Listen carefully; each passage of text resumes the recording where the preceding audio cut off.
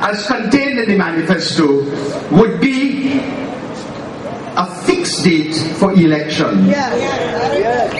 You don't have a prime minister mamagaing a population, saying he has the date in his front pocket, his back pocket, his fobs and so on, and it coming like a thief in the night.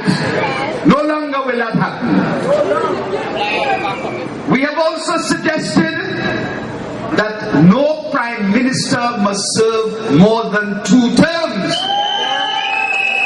And that is very important. You know why, ladies and gentlemen? When a prime minister occupies this very important and powerful position for more than 2 terms, it is almost like what Lord Acton wrote many years ago. Power corrupts. And absolute power corrupts absolutely. Because they become so powerful and they become so complacent about the rights of people that they write roughshod over you. And that is why Manning could say, take 3 smelters in your so-and-so.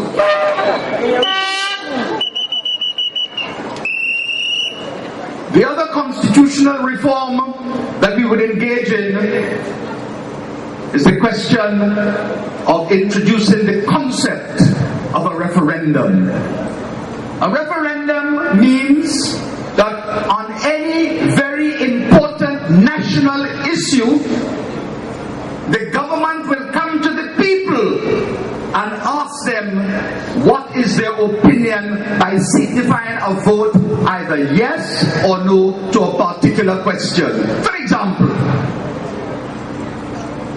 do you want capital punishment to continue to be the law of the land? And people will decide.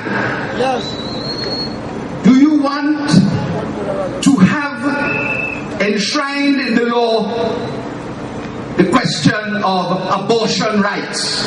You will decide. But you know what is ironical, my dear friends?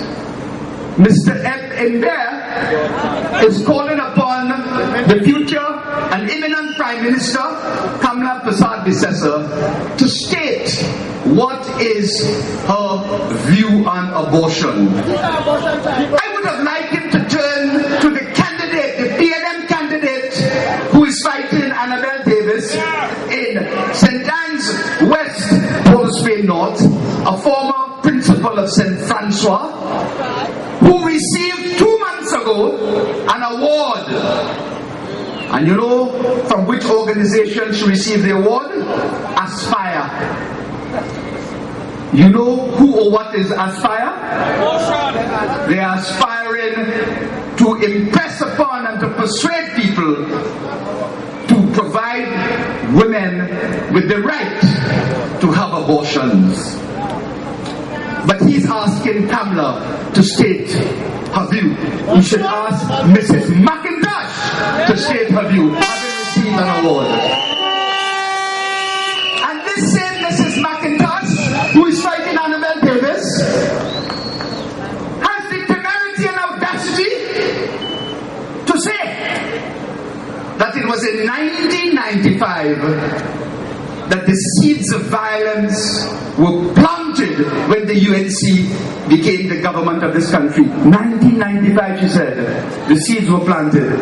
When it was the PNM that planted the criminal element since 1956 in this country. I have been the victim of PNM criminal acts because I've been involved in the politics for a long time. And I have been the victim. In fact, one night in Lakuap in Belmont, I was on a platform and I thought I had faced death because it was almost like the charge of the Light Brigade. Missiles on the north, missiles in the south, missiles in the east, missiles in the west. You have to be ducking left, right and center because of the criminal and violent elements that the People's National Movement have propagated in this country of ours. And they have the goal to talk about we have planted the seeds of violence.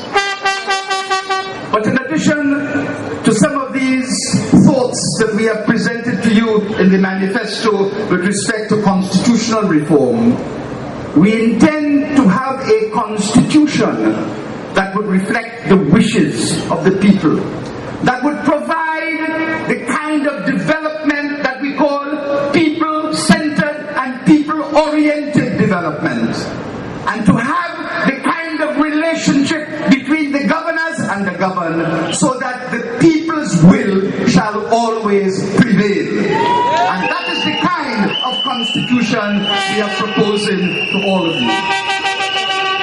Because at this point in time, you don't have a say in what the government does.